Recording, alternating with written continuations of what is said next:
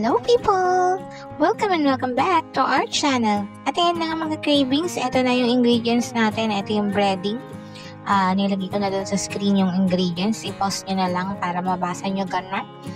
Tapos ayan nga, haluin lang natin yung flour, cornstarch, garlic powder, yung breading mix, tapos pepper powder, tapos nilagyan din natin yan ng ano na nga ba yung isa pang nilagay natin? Ayun lang yata. Check nyo na lang uli. Ganun at makakalimutin ng lola nyo. Hahaluin lang natin mabutihan kasi nga gagawa tayo ng crispy fried oyster mushroom.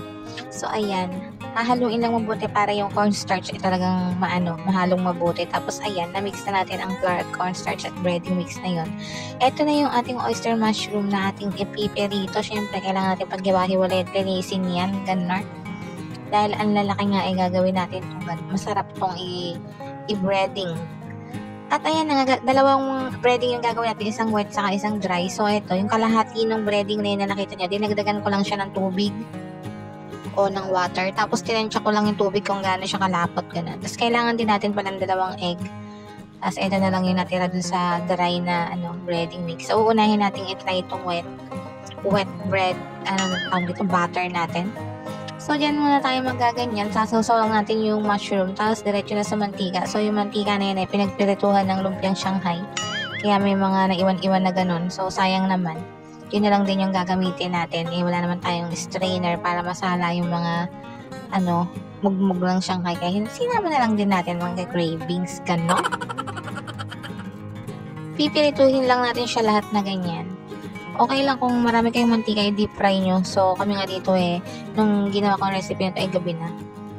Sarado na yung tindahan na mabibilan. Kaya, yan na lang yung mantika namin. Ganon. Hindi ko na din-deep fry. Kaya pala hindi ko din-deep fry. Baka mag-absorb ng masyadong mantika yung mushroom. Kaya sakto lang. Yung nalulubog lang siya. Ganon lang. Okay na yun mga cravings. Pagkari nga yan namang isa ang gagawin natin. Itong mayroong dry na breading. Yung isa wet yung butter niya. So, ito naman ay dry. Hahaluin na lang natin siyang, i-dip na lang natin siyang ganyan, na dadamihan na natin para isang salang na agad. Ayan, ganyan. Sausaw lang muna sa egg, tapos, ayan, sausaw natin sa ating breading mix na pinaghalo-halo. Tapos, ayan na nga. Ganun lang pa ulit-ulit mga cravings. Depende sa inyo kung gusto nyo marami yung yung nakadikit na coating niya. Lubog nyo ng todo sa pasipsipin nyo ng todo ng egg yung mushroom para kapit na kapit talaga. Ayan, ganyan mga cravings. Saktuhan lang yan. Yung breading natin na yan, hinaluan din natin yan ng crispy fry na breading mix. Pero hindi madami kasi nga, tawag dito, medyo maalat siya. Kaya ito, pansin nyo dun sa aking recipe, wala siyang salt. Kasi yun na yung pinaka-salt na kasi templado na yung breading mix na yun. So, ito na yung unang batch na naparito natin na ang ginamit natin ay yung dry breading mix. O, ayan.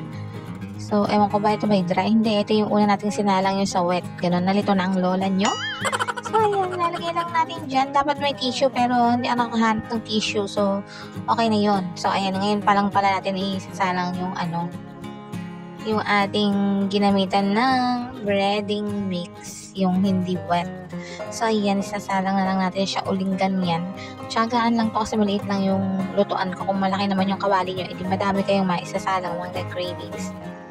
O, pagkari nga yan na instant na luto na siya, na bining-bining ko na nga yan at maiinip kayo pag masyadong matagal.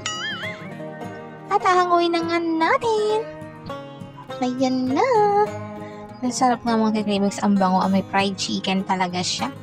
Pwede na itong gawin sa mga mga bagets na hindi mahilig kumain ng mga vegetables. Pwede itong gawin.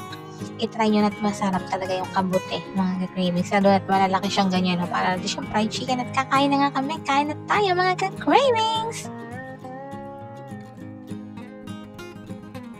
At saktong-sakto ang lasa niya, bagay sa kahit anong sausawan. At ayun yung sausawan ko ay kamatis na may patis. Tapos nag-request pa ako ng Mang Tomas, meron din ketchup. Kahit saan yung gustong isausaw. Caring mga cravings, mapaparami nga ng kanin at napa-underize nga ako dyan mga cravings. At hanggang dito na nga mga cravings. Salamat sa panonood. Hanggang sa susunod, like and subscribe!